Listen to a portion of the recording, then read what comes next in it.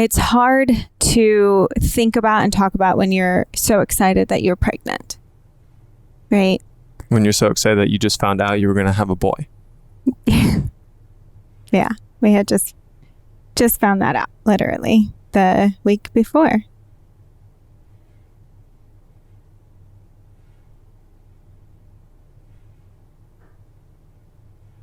Whew. This is a little harder than I thought. Yeah. So today we are talking about some recent tragic event that Dom and I have been through, and trigger warning for anyone not ready to listen to pregnancy loss or wanting to hear someone's story. Because we're going to go into it raw and deep, because reality is I'm still going through it. It's recent. It's still happening. Absolutely. And that's a lot of reason why I want to have the whole conversation about it. One, it does help you and I when we're able to talk about our grief, talk about our story, and not hold it in. Yeah, absolutely. Two, I think I've been told from so many that it does help that I'm sharing it. Yeah. I've had people reach out to me too saying, this is so helpful. Thanks for being so brave and sharing. And it's not easy. It's not meant to be easy. Like, I think that the sharing for us, it really is a growing of that healing community and part of our healing process. And, you know, with so many things in life, we share. And so just being able to share and be vulnerable in it has been very helpful, I think. And one of the first things that I saw when the process started happening was, even when I didn't know quite yet that I was going through a miscarriage, but I saw bleeding. I am a part of Flow, the app. So FLO, that's what I was using to kind of track the pregnancy. And immediately they have a section on there that's secret chats. And so I found some about women talking about bleeding through pregnancy, and some, you know, it went into miscarriage and some it didn't. And so it's just supportive to find the resources and people who are going through it and are in it. And then especially after I knew then that it was confirmed we were having a miscarriage, I started listening immediately to the podcasts of people I knew had been through it, or reading the Instagram posts from people that I know had posted about it. And though I read it then, I don't know that I actually comprehended it then. I just felt sorry at the time, but you don't know unless you're going through. That's been a big lesson. Absolutely. And I know that one of the things you really want to talk about, both for yourself, but also for anyone listening, is like the things you wish you would have known going in, or, and I know that there's a lot that we can kind of dig into there, but what would you say are some of the things that now, if a couple weeks ago you were able to know, would have been very helpful? Well, immediately it's like, what do you do? Because you have options. And that was the first thing that our midwife, we were going the midwife route, which is something else entirely that we can talk about on another podcast. But, you know, our midwife told us you have 3 options. You have the option of taking medication to help the baby and the tissue pass. You have the option of just laboring on your own and going through the process. And you have the option of doing what's called the DNC, which is going under and literally having surgery, which I don't think that is highlighted enough. The impact of you're literally getting put under and they're doing surgery to section out the tissue, which also then has risk within itself. Yeah. And all the options have risk. And I think that one of the really important things, and something that became a frustration for me throughout the process with how some of those things were communicated with us, and just in general in the medical world, I don't think people get spoken to about the risks of certain treatments. You might have providers who just prefer a certain one, and you can just tell in their language that they push you in that direction. Mm-hmm. Oh, this is what best. This is where you're at. This is what this is what's best. Do this, do this, do this. And then turns out when we did more research on our own, when we talked to my dad who has experience with this and does this for a living, in delivering babies, like he spoke to a lot of the different risks of all of those routes. Yeah. And I'm just like, why would they not tell us any of those things? Right. And I still get frustrated about that. I know. And that's also like the self-advocacy piece that we're going to go into a lot, toward the other half of this episode, I would say, in their frustrations and what we had to go through being healthcare professionals and still having to really advocate for ourselves throughout the process. But, that's just something that it's hard to think about and talk about when you're so excited that you're pregnant, right? When you're so excited that you just found out you were going to have a boy. Yeah, we had just found that out literally the week before. And it starts making it so much more real and tangible. And oh my gosh, I'm going to have this little being that I'm going to be able to share my loves with and share my love of movement and sports and music. And that rug just kind of gets pulled, Mm-hmm. And I think, no matter where you are along the journey, it's a loss. Even if some women I know experience miscarriage before they even confirm the pregnancy, but they knew that it was miscarriage because of the pain. That's the other part that I wish it would be talked about a little bit more.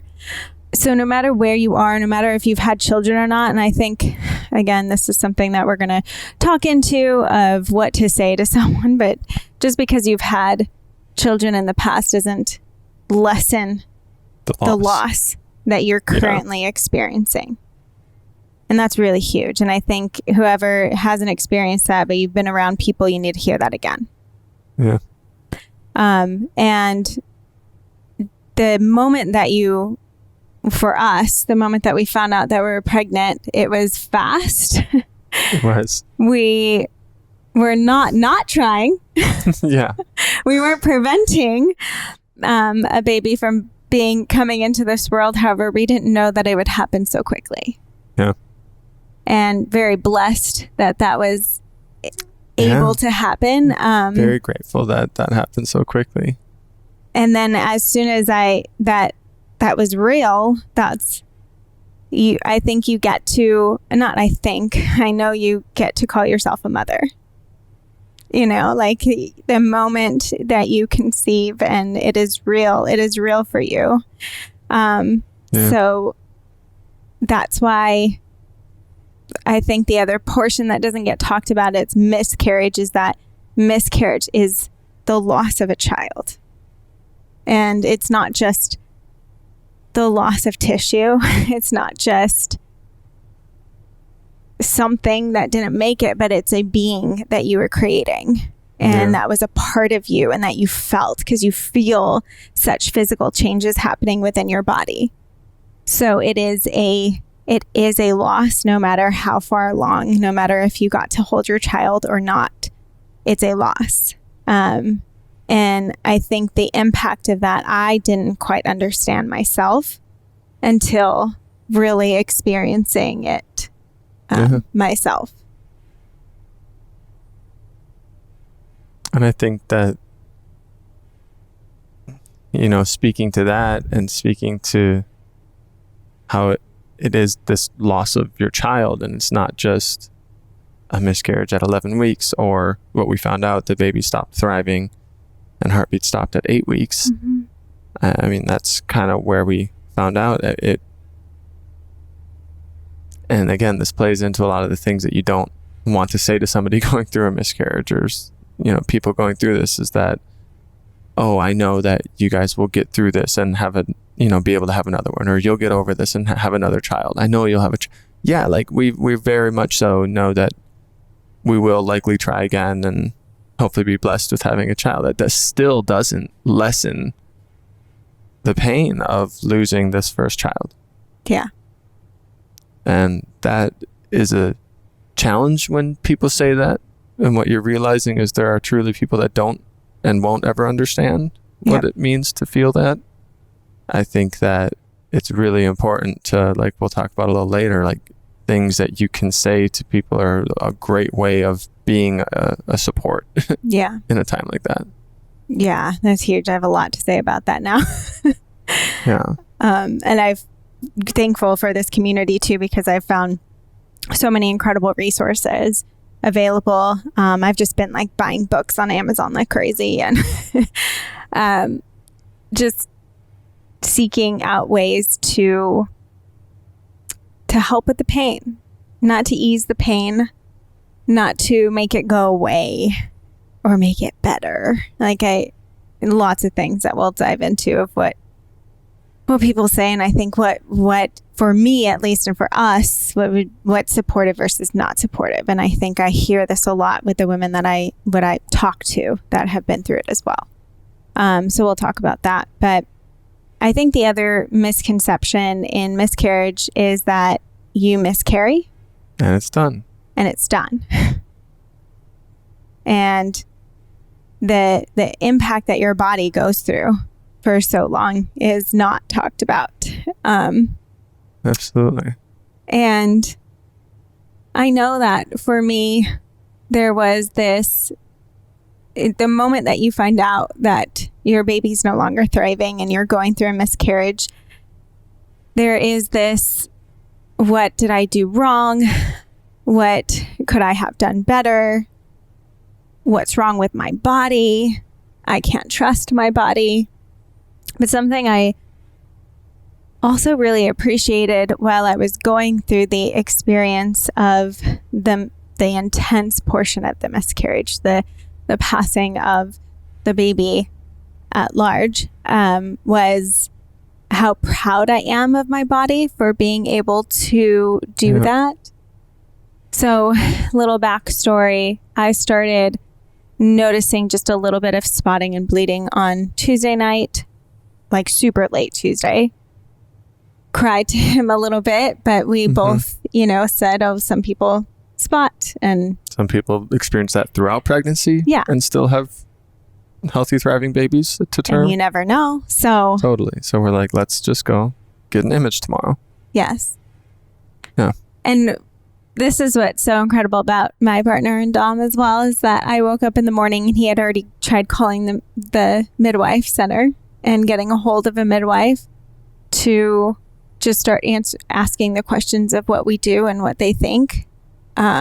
So that, like, waking up and already feeling that kind of support was really incredible as well. And so I then spoke with the midwife, and that's when she just was asking me about my symptoms. I didn't really have cramping. By the morning, the bleeding was dry and I didn't have any new blood. So again, I'm trying to stay as positive as possible in my mind. And because she said, well, if you're experiencing miscarriage, it would be like the worst period of your life. It would feel extreme pain, and all these other symptoms would come with it. And you'd be bleeding a lot. So she recommended going to get an ultrasound. I just had an ultrasound technician place. Yeah.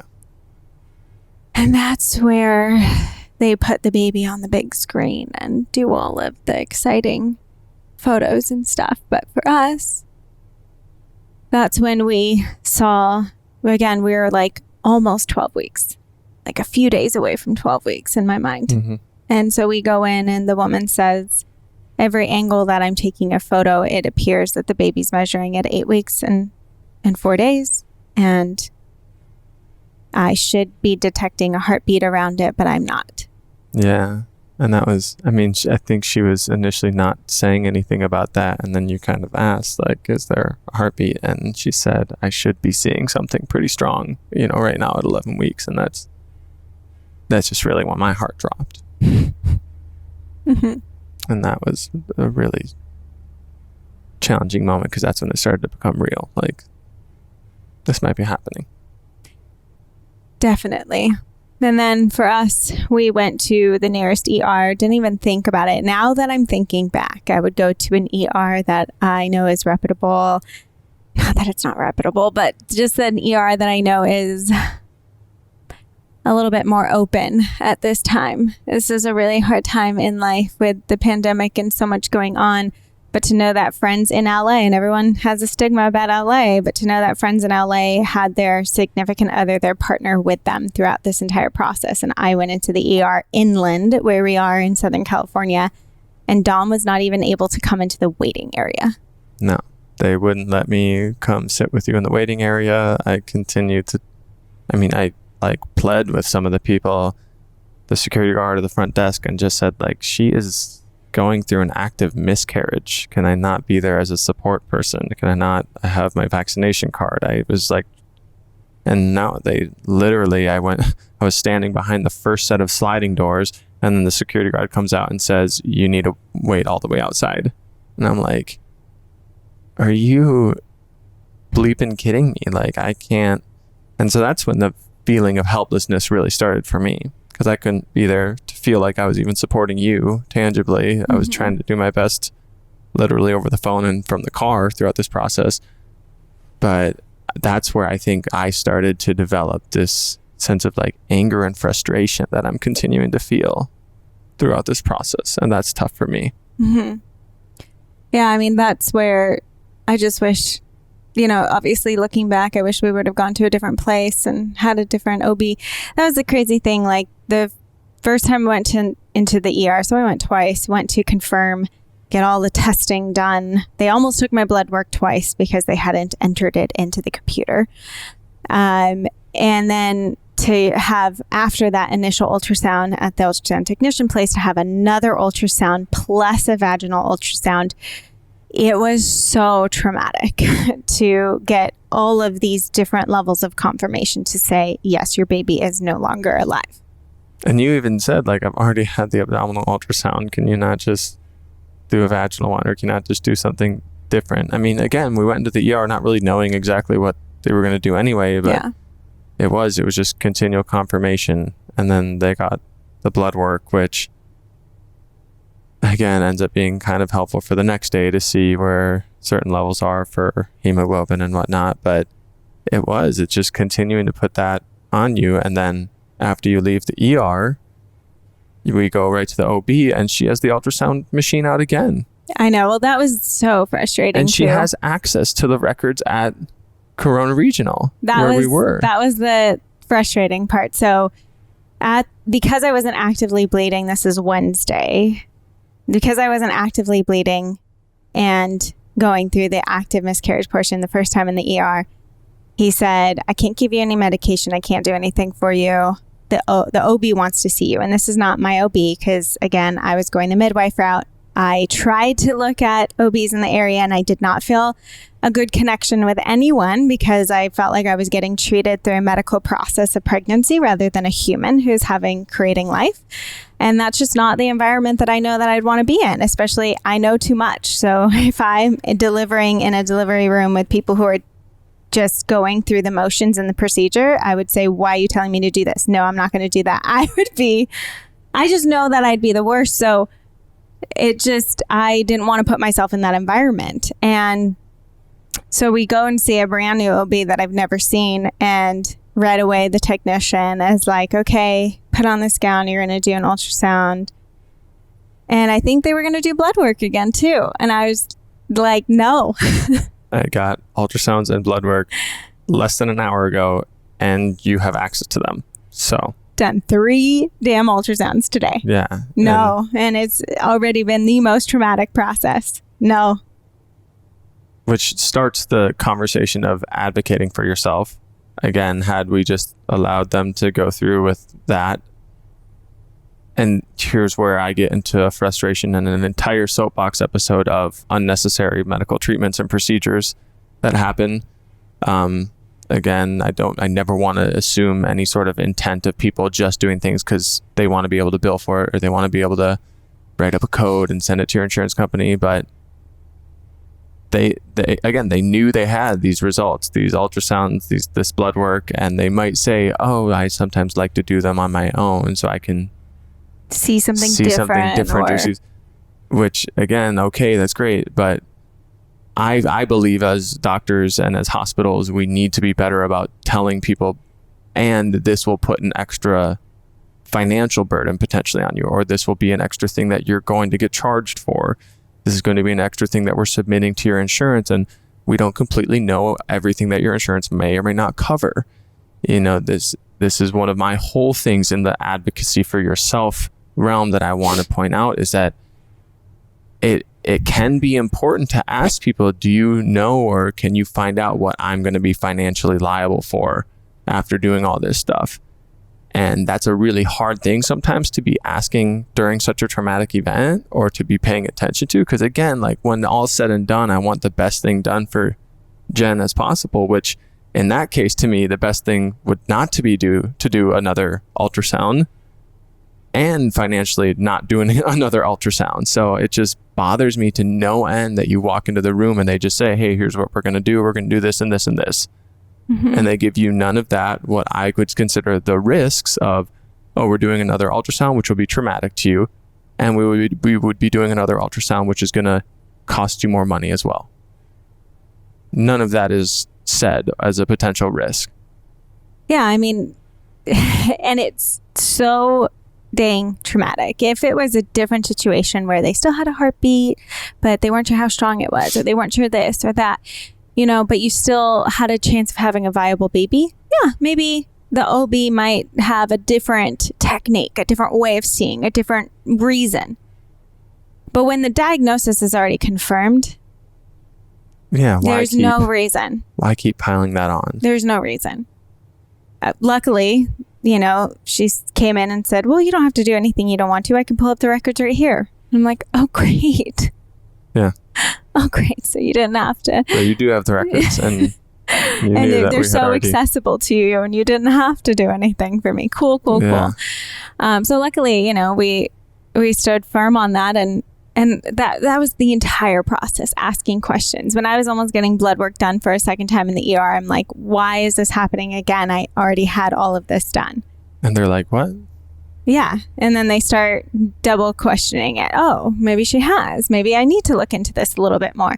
And so it's hard, but I say you want to be that person who's asking more questions. When I was going to have the abdominal ultrasound, I fought back because it was just the technician who came in to me. And I said, I talked to the doctor before when I first came into the ER section, and he told me we're doing a vaginal ultrasound. So I don't understand why I'm doing an abdominal ultrasound again and then a vaginal ultrasound. Can you please confirm this? And then he had to come in and talk to me and say the radiologist needs to see all angles to make an adequate diagnosis, which I still think I still have some I still don't agree with that either. Inquiries about. Because you can, I'm sure, get an adequate diagnosis of, hey, stillbirth, and there's no heartbeat from a vaginal ultrasound. 100%. You can actually hear the heartbeat better through a vaginal ultrasound. And so, again, I don't exactly agree with that needing to do that. The need, yeah. Like, who needs to have that? The insurance companies. When it comes down to it, we're both doctors of physical therapy. We know what insurance wants to see charted. And that's the reality. They want to see a certain number of tests charted so that they can say this confirmed that you did adequate treatment. And the vaginal ultrasound was needed because you had done the ultrasound. So then you did the vaginal, why would you just jump right to the vaginal one? I don't know, all these different things that insurance companies might try to say.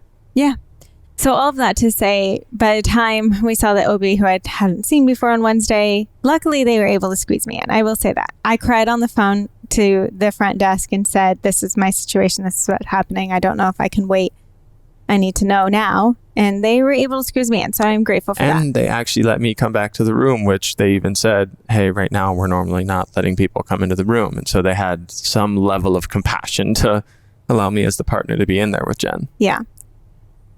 And because she said, well, the baby has already grown past 7 weeks, I would not recommend laboring on your own or taking the pill because I don't want you traumatically to have to see that.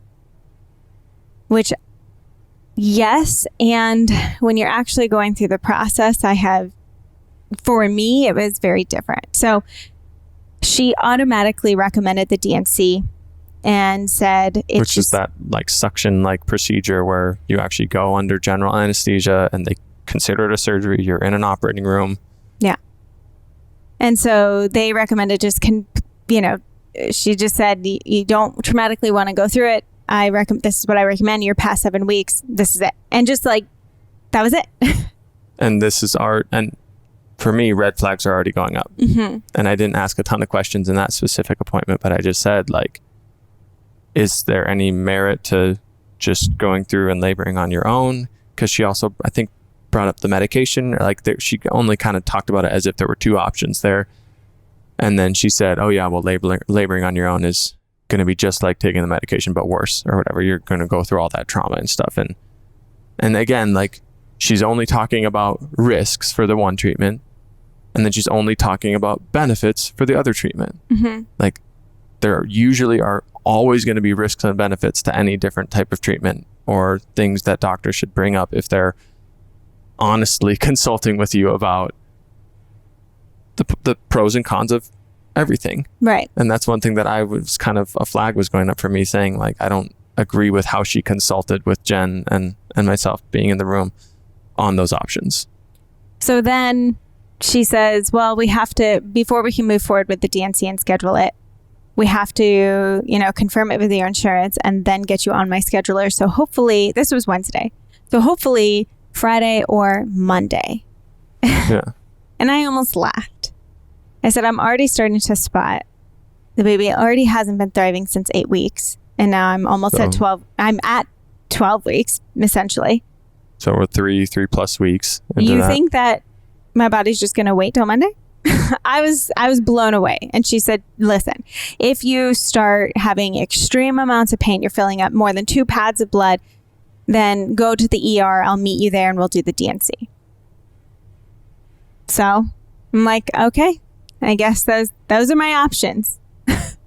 Yeah. And we went home from that, and that night it started. Yeah, it was like 4 a.m., 3 a.m. I kind of woke up to you getting out of bed, starting to pace around the room. Yeah. In extreme pain. Extreme pain. And this is where it's so interesting, because in my mind, I want a natural birth. When and if I can actually do that. But when you're laboring a baby that isn't going to make it, and you know that you're never going to hold it, it's like a pain that I don't want to feel. Like, I'm in my mind okay going through, at least I think, right? I haven't ever been through it, but I can say I think I could be okay, getting my mind ready for the pain that you might feel when you're in labor, but with, full term. But laboring a baby that you're never going to be able to hold is a pain that I just want to avoid. So immediately I took a couple Tylenol, and then I threw them out. Yeah, because you don't take a lot of anti-inflammatories or anything like that. I don't take anything. And the pain is seriously the only thing that was helping me in that moment to kind of relieve some of the pressure, which sounds crazy, but I would go over to our couch that's in our bedroom, and I would dig my head into the cushion so that my body's kind of like at this angle with my feet down and I'm bent over with my head in the pillow. And it was almost like it took pressure off of my midline and off of my abdomen, so I could push pressure into my head and then just kind of let my belly drop and breathe. And then Dom started rubbing my back, and I was like, ooh, yeah, that's a good position. Keep doing that. Keep doing that. On like talking from what is happening in your body, from more like the physiologic angle, like you're starting to labor. Yeah. You're going through contractions.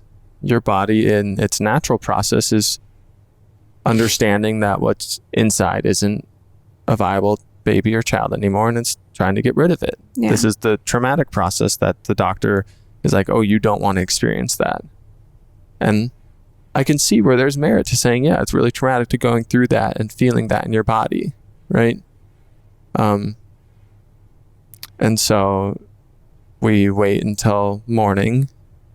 Yeah. Well, we wait till 9 a.m. when the OB office opened, and we can call them and tell them, here's what's happening. Can you tell the doctor? Yeah. Can you tell the doctor that we're probably going to go into the ER? Jen had started bleeding a lot more. Yeah. And so we're probably going to go into the ER based on the pain and how she's feeling. And I was already, I don't want to say upset or anything yet, but already feeling frustrations because I knew that I wasn't, based on our experience the previous day, that I wasn't going to be able to go in with you. Yeah. And I didn't know how, again, my feeling of helplessness of not being able to be there, the sadness of knowing what you're going through and that we're losing our baby. A lot of it. So I'm like, first of all, it took a while just to get from the waiting area to a private room in the ER. So I'm like pacing the waiting area because, so you're bleeding. You can't sit. And it's hilarious to me that everywhere I went, it was like, have a seat, sit on the bed, lay down. I'm like, you don't think you realize that I'm actively, forcefully bleeding. One, you don't want to sit in that. And two, it is the most uncomfortable thing to sit down. Yeah, I have to be up and had to keep moving. moving or in a deep squat or bent over or low to the ground like that. Those were the only positions that were comfortable. And when I finally was in a room, I would just hang on to the side of the bed because there's usually handles on it. And I would just sit in a low squat and kind of rock and legs open, relaxing my pelvic floor, telling my body, you got this, you got this. There was a lot of positive affirmation for my uterus to do its thing. And because we know pelvic floor is more external than what's happening internally. So I knew there's nothing I can really do here. Like I need to allow my uterus to do its thing and to work the way that it's feeling like it's working, because it's truly going through like this laboring process. Like to say it's the worst period of your life, I would triple that, maybe 10x that. I mean, it's, and I've talked to other friends who have had full term labor and have babies and have had it not in a hospital and through a midwife and more naturally. And my friend said that she felt like her miscarriage was worse pain. And again, that could be traumatically and emotionally because, again, you're not holding this baby at the end. You are processing this baby through your body. Almost like psychologically how it compounds the pain. Yeah, exactly. Yeah, knowing that at the end of a full-term birth, you're getting to hold your child versus at the end of this, you don't. And the hard thing was and I was questioning everything. Why are you doing blood work again? You have all my blood panels from last time. Why is this needing to happen? And I just wanted explanation. And I think it's hard when you have techs or aides coming in and doing these things that they're told to do, and they don't have the explanation. So, which was great. I had a PA come in and talk to me every single way along the line, and she was actually very human, the most human thing in the ER. She was very compassionate. She touched me. The concept. Yeah. I mean, and I didn't have Dom in there with me, and so she was great. She was compassionate, but again, I'm like, you're not an OB. I was on speakerphone, but she actually talked to me. Yeah. And said, Dominic, do you have any other questions? Again, just like having that consciousness to try and make you feel like you're being seen, all your questions are being heard, involving me as the partner, even though I'm not in the room. Like, very much so appreciate that from a provider. Yeah, so she was great. But there's so much also going on outside in the ER that in my little room where I'm going through this process, I was often neglected. So I came into the ER probably around 9:15. I got medication for the pain at 1:30. And by 1 o'clock, I could still remember timelines and everything. By 1 o'clock, the pain hit so excruciating bad. I had already been going to the bathroom and out of the bathroom throwing up because of the pain. And I would come back in, and I remember at one point I'm crawling out of the room like someone needs to come do something or help me or be here. Like something needs to happen. I'm neglected. And they're like, did you fall? It's like, no, I just can't stand because I'm in so much pain and no one is doing anything and no one's here and no one's like, I've been neglected in this room for an hour. I seriously had a show on on my phone because I'm just trying to almost distract my mind and be in my body and just breathe into it and all these things. But it hit to a point where it was constant. It wasn't like cramping that came on and off. It was in it. And I remember I finally was able to talk to a friend who had been through this 3 times. And she was able to call me when I was in the height of it all. And I even remember I was on the phone with her and we were talking and I said, I need to call you back. I need to throw up.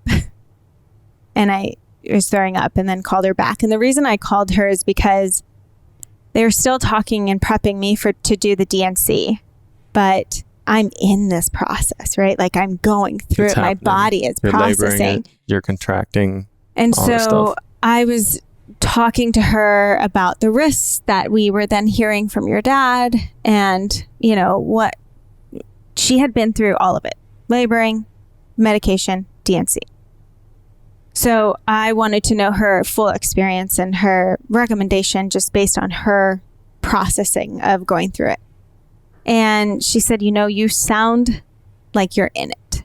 And I really recommend asking them for an ultrasound before they do a DNC. And so the entire time I'm asking, are they going to do an ultrasound? They're going to do an ultrasound. Everyone's like, I don't know. Have to ask the OB when she gets here. I don't know. We got to see with the OB. And that's, again, like something that's significant is you're bleeding, but you're also passing clots. You're passing tissue. So much. You're going to the bathroom and it's literally just tissue dropping out of me. And I know that is what the OB was saying. She was afraid of me seeing, but the beautiful thing, again, so grateful for my body in so many ways. It mostly happened when passing the baby was happening when I was in the toilet. And so I didn't have to see a lot of it. And I purposely did not look for it. And I am just so grateful for how that was happening and how my body was able to do that. And though traumatic and though super painful, it doesn't have to be something that you're visually looking for, at least not in my experience. Yeah.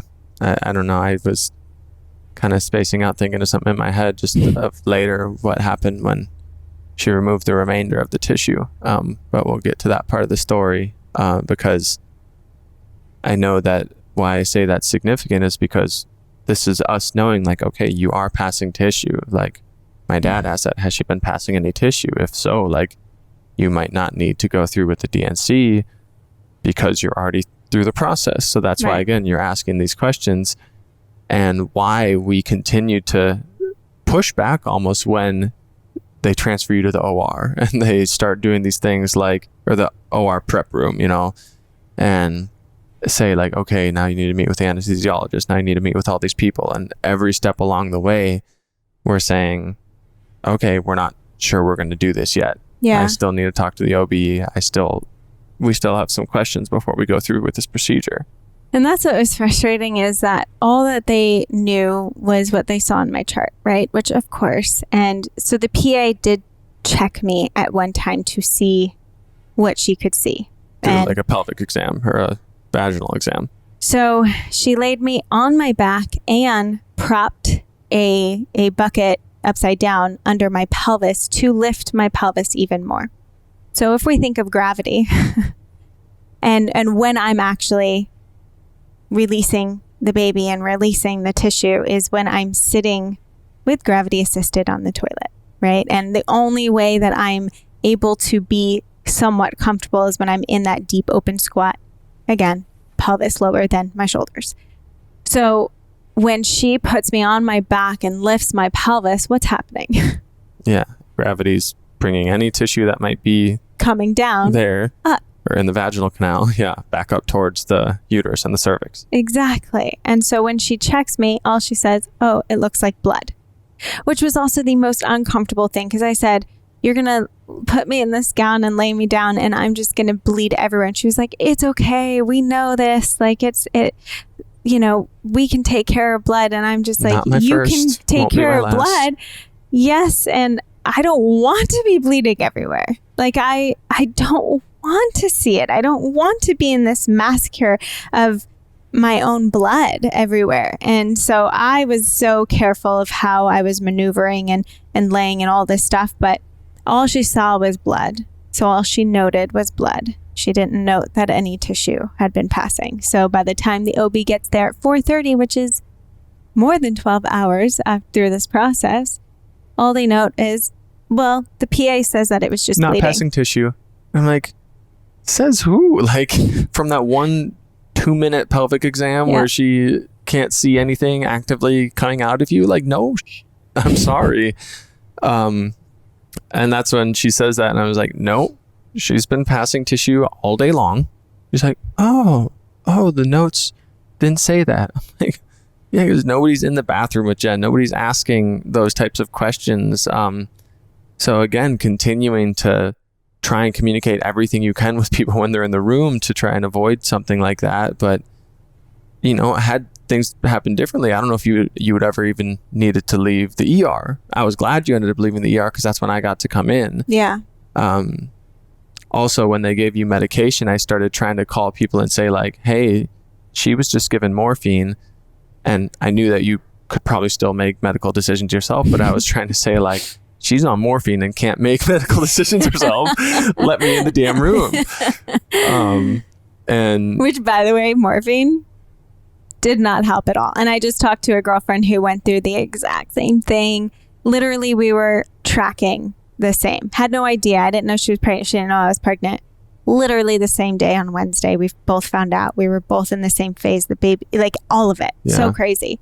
And she said herself, like, they gave me morphine. It literally did nothing. And I said, I know. There's nothing other than make you feel weird on top of the pain that you're going through. And yeah, I like felt it through my body, but literally nothing changed the pain that was happening. And again, they come in and just say like, okay, don't worry. We gave you the good stuff. Like, we started you on morphine. And then we also gave you anti-nausea medication. Because you're throwing up. Because you're throwing up, which again, no, I'm throwing up because of pain. Not throwing up because I'm nauseous. I'm throwing up because I'm in pain. And I know and can appreciate that sometimes they give anti-nausea medication with morphine because morphine can make you nauseous. Yes. Again, all sorts of risk-benefit things that I think should be communicated prior to just saying, we gave you morphine and not anti-nausea medication, or we're going to give you this. Like, why? And do I need the anti-nausea medication before I feel the side effects of the morphine? Are you just giving it to me because I was throwing up? All sorts of things that I'm like, okay, were those necessary? Were those medically necessary? The morphine, okay, yes, you're having pain and they wanted to try giving you something for that. But just layers to how things happen in hospitals where people can get given things that they otherwise may have not consented to if they would have been given all the information, and it adds to the bill. Yeah. And I'm only bringing up the bill because 40% of bankruptcies in our country are because of medical costs and medical care. And I think it can be a very significant emotional, financial burden, relationship burden, if you suddenly get dropped with a massive medical bill that could have been avoided in some aspects. Yeah. Or at least communicated, like helped. Like it's just nothing that gets communicated at all. So finally, when the OB gets there, Dom is now in the room and I'm like literally gown on, the headpiece on. Anesthesiologist had already come in. Yeah, everything. I had electrodes on my chest and we're still like, this is probably not happening. Electrodes, you had cuffs on your feet for like the pneumatic pumping for swelling to prevent clots. All prepping me. And she even had the paperwork to sign off on the consent. And we both said, no, not signing off on it. And the nurse was amazing. She wasn't trying to push anything. But then she finally comes in and we are asking for the ultrasound, and she is saying, well, it's an ultrasound assisted procedure, so we'll be able to see what's happening as we're in. And we're like, yes, I get that, but I've also been in the process. Like at this point, it's not constant anymore. So I know I went through what was the worst of the worst. I know my body did a lot. And so if there is still, and I get it, some people, they do try laboring on their own and a month passes and they still weren't able to get a lot of the baby out on their own. And so you do need extra help. That happens. A month. Like put this in your mind, like a miscarriage is not a day. And so I got that, but I just wanted to know how necessary is this DNC? Is there anything else that we can do? And so, because at this point you also hear, and even though, so when I talked to my friend who had the DNC, she said, you know, they've done this so many times. The risk, though there is risk, there is potential uterine rupture, and I want to have another baby. So I do not want to risk uterine rupture. Uterine rupture would be very rare, but even just damage to the uterine wall. Like a baby needs to implant on the uterine wall when it's conceived, and so any damage to the cervix, like anything, and none of that was communicated. None of those risks were communicated. And though she said that those are so minimal because they do them all the time, I wouldn't necessarily worry about that. But she only said that when we brought it up. Like she didn't bring up any of those risks. My girlfriend. Oh, your girlfriend. I was gonna say the OB, like we started asking about that, and then she kind of talked a little bit about it. Yeah, barely. No, but my friend, I felt like I got more information from her. Yeah. And she said, however, though, if you can't avoid it, then definitely get the ultrasound first and see, you know, what happened. And so reluctantly, she found an ultrasound machine. Yeah. I mean, I said something to her about it and said, like, if she's been laboring for 12 hours already, like, don't you think that she could pass the rest of this tissue or do it with some sort of medication? And then she kind of looks at me and she said, we'll do the ultrasound first, like with a little eye roll. And I'm just, I don't want to say exactly what I'm thinking in my head, because I'm just like, you expletive, she has been going through this for hours and hours. Like, you at least can try and not act disappointed that we're not just going ahead with the plan that you had in your head and do an ultrasound to see what shows up. And guess what? She gets an ultrasound. No tissue is left in the uterus. Nothing that she could see in the uterus. All of the fetal tissue had passed to or through the cervix and was now in the vaginal canal, the cervix being the exit point of the uterus, and then the vaginal canal starts as soon as you get out of the uterus. And so, and then she kind of looks at us after doing that ultrasound and is just like, wow, thank you for pushing for the ultrasound so much. And I'm just like, again, more frustrations of just not completely listening or seeing somebody where they're at or asking more questions. Like, just, I think this is what we're going to do. I just feel for someone in that situation who has no idea and what to ask and is just going to go ahead. And like my girlfriend who still had the DNC did have reaction to the anesthesia. So even if it's not, a reaction to the actual procedure, it could still be a reaction to the anesthesia. You're still getting put under. There's still risk in all of it. It's still a surgery. So if you can avoid it at all costs, then I do recommend avoiding it. And so I am so grateful that we didn't have to do that. She ended up just confirming with an ultrasound technician. She said, even though I can do this, I just want to confirm with an ultrasound technician. Ultrasound technician confirmed that it was just small. Who was also great. She was probably one of my top favorite people that we encountered in the hospital. Yeah. And she confirmed it was in the cervix. And so they literally laid me on my back and she used a spectrum to just go in and take the little remaining piece out, save it as a biopsy piece that they can test. And because at first it was like, okay, well, if you don't do the DNC, maybe we give you the medication, you stay here overnight. So we monitor you. Yeah, then they were trying to... And there's just so much different talk. And in the end, she was able to just remove that main piece and say, you can go home. No medication, no DNC. Your body did majority of it. Yeah. which again, that's where I say, as much as I felt in the moment of, would I ever be able to trust my body to create life? My body is so smart and worked the way that it was supposed to for whatever reason that I might not ever understand, but it was there to process and to work with me and to work with me. I mean, it did its job, and I'm so extremely grateful. And now, with that being said, that yes, it all, like, the baby passed, the main tissues, the big tissues passed, I am still bleeding, and we are a week later.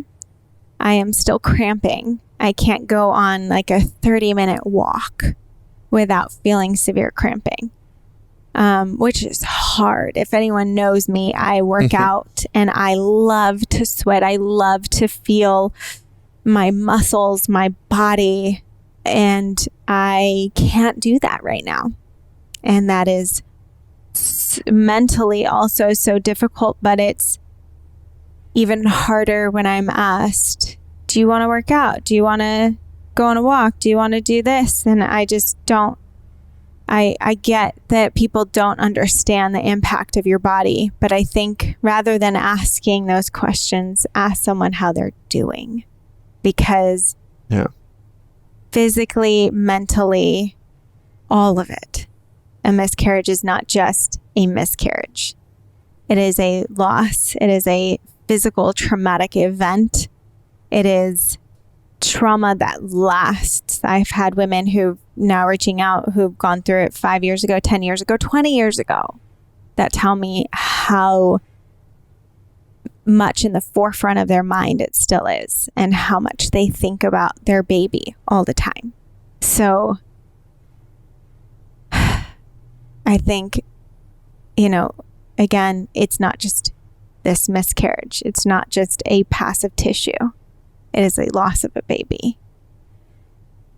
I'm proud of you for sharing all that, for going through that.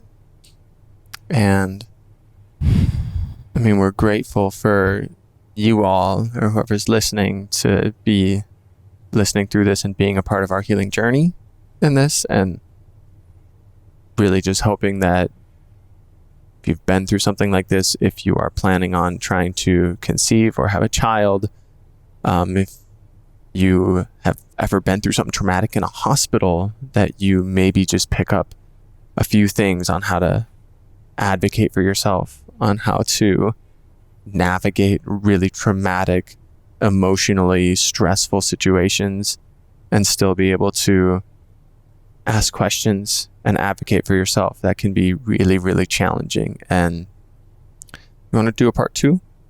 I think that we're going to do a part 2 episode that'll come out next week, just on how to receive somebody, or how to be there for somebody who is going through something traumatic, whether it be a miscarriage or whether it be any sort of loss or trauma in life. Because again, that's something that we're still going through too.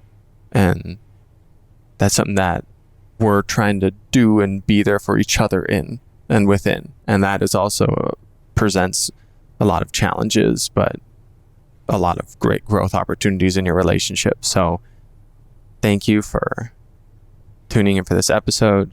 Thank you for being a part of our journey and support system and community. And tune in for the next episode if you want to hear more about that healing process through traumatic loss.